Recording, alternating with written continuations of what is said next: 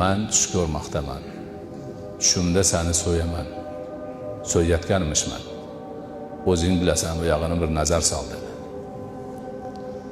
Ya'ni 90 yoshda farzand ko'rgan odam o'g'lini so'ymoqchi. Chunki tush payg'ambarlarga nisbatan vahiy hisoblanadi. Amr kelibdi.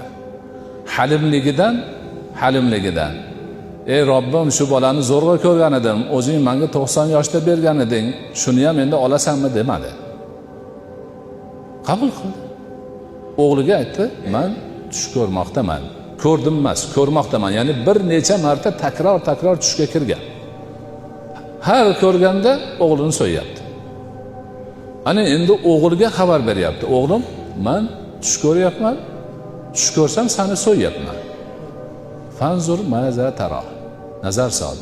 Nimani deysan? Ya'ni seni so'yaman ham yo'q, so'ymasam bo'lmaydi ham yo'q, boshqa ham yo'q. Halimlikni alomatida bolani o'ziga 13 yoshli bolaga o'zing nazar sol, bu yog'ini o'zing hukmini chiqar deyapti. 13 yoshar bola nima dedi? Ya abati, if'al ma tu'mar. Satajiduni inshaalloh minas sabirin.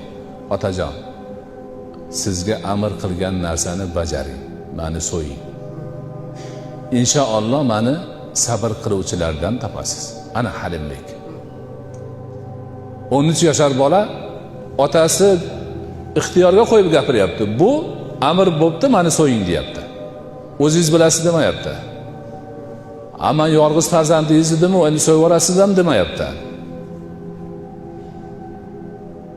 Maslahat qilaylik ham demayapti. Sizga amr bo'pti, meni so'ying deyapti.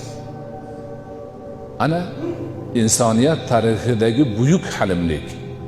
Allohning amrini qabul qilish, Allohning irodasini yer yuzida sobit qilish uchun bo'lgan buyuk fidokorlik.